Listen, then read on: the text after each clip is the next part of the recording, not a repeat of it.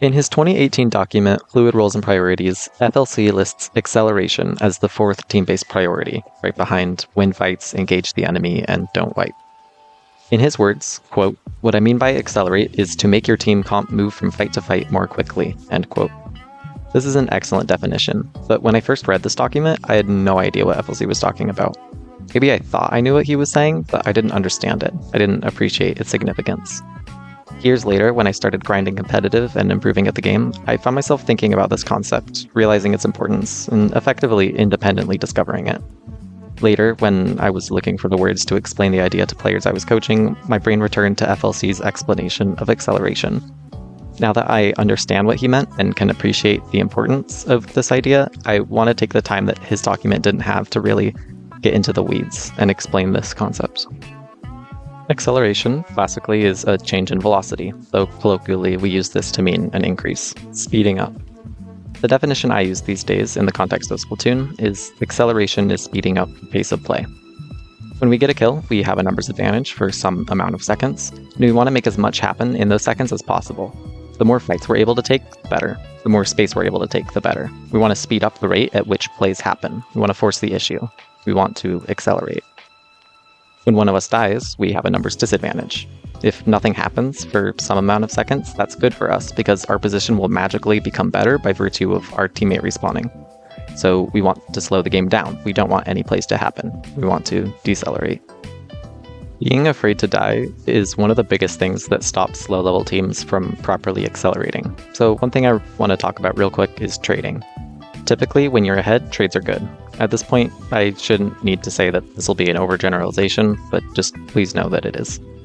If we're in a 4v3, we have 33% more people than the opponents. In a 3v2, 50% more people. In a 2v1, we have double their numbers, and in a 1v0, well, infinities are fun. All else being equal, it is easier to make things happen in a 2v1 than in a 3v2. On top of that, if we have map control, which in these situations we likely will due to our numbers, it's much safer for our respawning teammates to jump back in compared to the enemies. So we're going to get back in the fight faster after trading. All else being equal, if we have a numbers advantage, it is totally okay to trade. Splatoon is messy, so I don't have any clean gameplay clips on hand, so I'm just going to draw out an example of some things I've seen in the past. In this situation, Spotsman's Mahi, let's say we get a pick. Now, it's a 1v2, or a 2v1, but the enemy head is sitting here with a charge. We are scared to approach because the head can just beam us before we are able to kill them. If we just rush at them, we'll die. So we try and take the fight slow, and maybe the bucket goes up here and tries to poke them out, or we're throwing bombs or whatever, trying to wait out their charge. And so eventually we're able to slowly force them out without dying. It takes a bit, they back up to here and get a charge, and then we throw bombs and force them out. They back up to here, whatever. And then by the time we get them to here, their teammates jump back in, and now it's a 2v2 again, and they're able to hold the space. You might say this is good, because we got we used our numbers advantage and cleared space without dying, and now we have a lot more space than we had before. But we could have gotten a lot more here. So again, let's say we got this pick, and then now we're in this 2v1. The edit is here with a charge, ready to beam us down, but it's a 2v1. If we both run at them at the same time, they can only kill one of us, in theory, if our execution is good. And because we have this numbers advantage, we want to be making things happen. We want to accelerate the pace of play. So we don't just want to sit back here scared, not making anything happen. We want to force the issue. So we run up and say the head kills one of us, but then we kill the head, and then we're able to take all of this space. And then, in some amount of seconds, right, the S-Blast respawns, they have to start swimming in.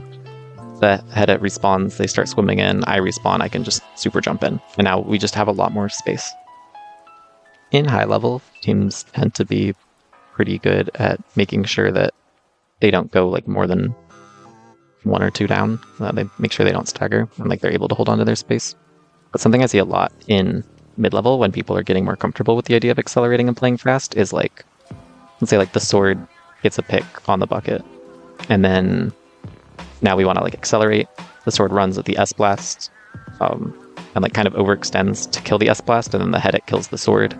Then because we're all running up together, as the head kills the sword, the bucket kills the head, and then the pro is able to kill the bucket. And maybe the pro also kills me because my execution was bad, but then the pen is able to kill the pro. And now the pen is just able to like move up here, maybe like here, and they like paint olive zone, or they're up here, and then we're able to just jump in and start holding the space, right? Whereas the enemies are slowly swimming in from mid. So just making sure you're like playing fast and forcing the issue when you have these numbers advantages can be really strong. Now, obviously, it's like if I find myself in a situation like this 2v1, like I feel pretty comfortable that we're going to be able to kill the Hedit without me running at them, because the sword has more range than the Hedit, right? So the sword's going to be able to force them back. So like, it's better to get this kill without dying than to get the kill with dying. But the important thing is just the speed of the play. I would rather kill the Hedit quickly and die for it than take a long time to kill the Hedit but live. Like at this point, because we have this numbers advantage, speed of execution is really important, and preserving life isn't as important because we have the numbers advantage to be inefficient with our lives. How to properly take 2v1s in order to get the kill without trading is a bit outside the scope of this video, but what I do want to talk about is continuation. I don't have a super clean definition for this, but it's something to the effect of using a resource to enable you to continue pushing, using a resource to accelerate. I remember this example from a coaching session a while ago. There were other people alive that I'm just drawing this out. So we'd gotten picks and we wanted to be pushing forward. It was like a 3v1 against the pen or something. But we weren't able to move forward at all because the pen was here, like zoning us out. And so in my mind, what I told the person I was coaching was just like, as soon as we get into this situation, you should have just popped Zuka instantly to clear the pen and make them move. And like, it doesn't even matter if you get the kill on the pen. The idea is to just make them move so that now your teammates can start moving forward as fast as possible. Like, eventually we'd be able to get the pen out. Like, we're coming from different angles. And like, once the pen shoots 5 shots, right, then they have to leave. But like, we have to be careful and make sure we don't get picked. And it's just going to slow us down. We want to be speeding up because we just got these picks and have this numbers advantage. So we want to like use this special to accelerate us. And that's kind of an example of continuation. You often hear people say continuation in the context of continuation specials, and I want to go on a brief tangent to talk about that. Some specials are a bit better for continuation than others. Let's say we're playing S-Blast. We dive forward to get a kill, and then instead of having to back up because we're low, we just pop Booyah and use that to continue pushing forward. Booyah is like the quintessential continuation special. On the flip side, let's say we're playing a weapon with strikes or missiles. Using these specials leaves you vulnerable, so if you've just like dove up and gotten a kill, you'll often need to back up to use these specials. So often people won't call these continuation specials, because while they accelerate your teammates, they often decelerate you. This is why you hear bucket players complain about having strikes, even though it's one of the best specials in the game. It's all kind of just semantics though. If your teammate gets a kill and then you pop strikes to let them keep pushing forward, I'd call that continuation. Let's look at a few more examples. Part of the reason I love Kraken on shot so much, even though it's mediocre at best in my opinion, is because it's really nice continuation. Often I'll find myself in situations where I've won a fight, but because of how the opponents are positioned and because I'm low on HP, I need to back up and heal, or often just jump out fully. I need to slow down my pace of play for a little bit. But because I have Kraken, I can actually just ignore that and keep going. I'm popping my Kraken for continuation. I'm using this resource to accelerate the speed at which my team can be making things happen. Okay, so let's take a look at this example. Tufa pops whales and then we get a kill. And by we, I mean they. And so now it's a 3v3, but one of them is respawning and like one of ours is just respawn. So it's, for a little bit, it's kind of a 3v2, 3v3, whatever. But they have this paint advantage and I'm like a bit far back. I think I got poked by Tufa or whatever. They have a bit of an advantage. They want to speed up the pace at which they are fighting us and making these plays. So once they get zone, you can see Tian here pops the crab tank. And the idea is just it will pressure this area and kind of force us back, which will make it harder for us to be zoning them out, like standing here, stopping them from running in through zone. So they'll be able to run in faster and like take fights and clear us out, whatever. See, the crab is kind of shooting at this area. Tufa and Woomy end up dropping on this flank. Woomy kind of leaves Tufa to die. I don't super know what that was about. But in theory, like, Woomy and Tufa take this fight together and kill me, and like, I end up getting hard mech diff by Tufa anyway, so it works out. Echo, Spongy has to jump out because they're weak from somebody, I'm pretty sure.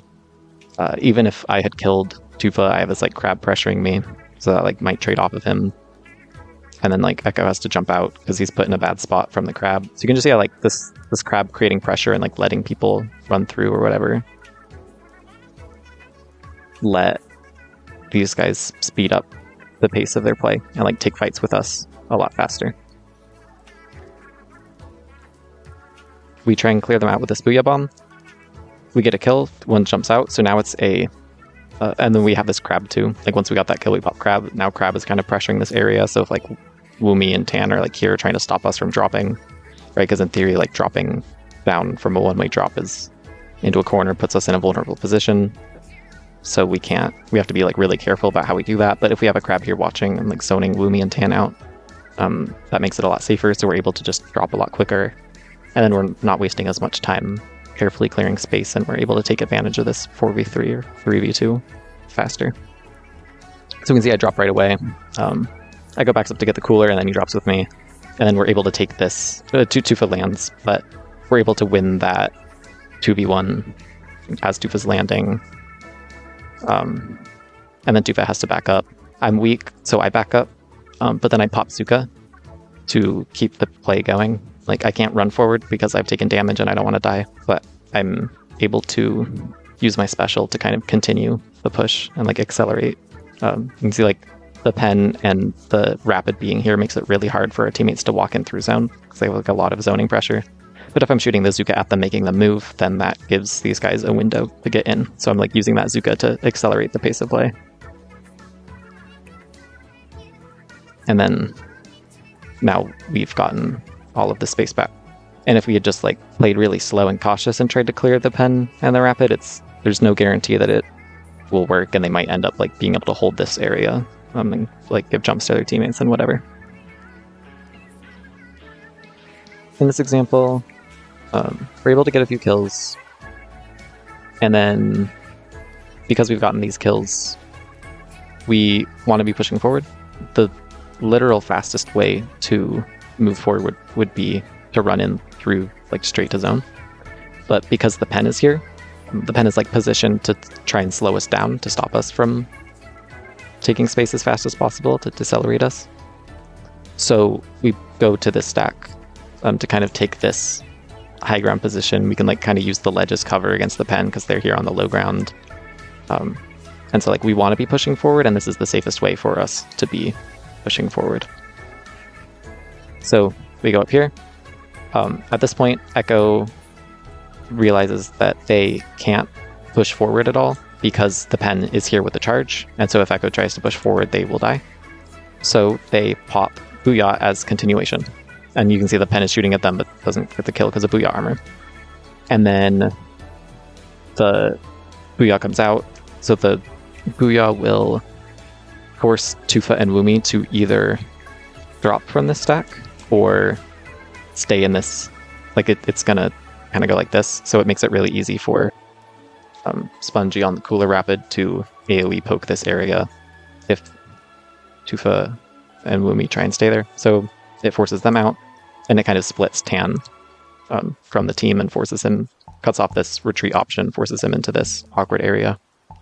And it just like displaces the enemies, which makes it pretty easy for us to go and force fights with them.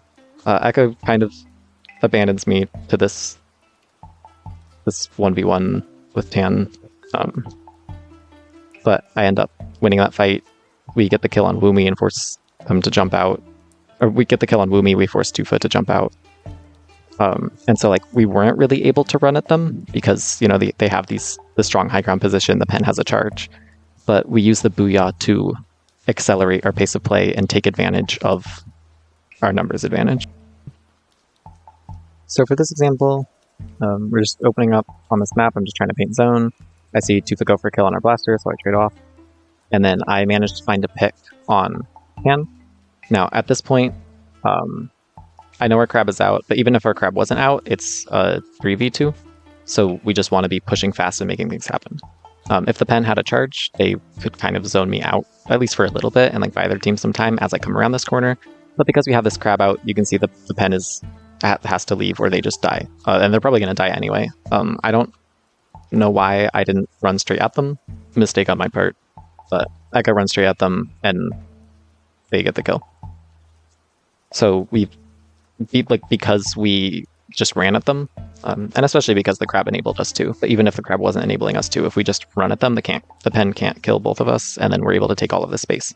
Now, Tufa drops.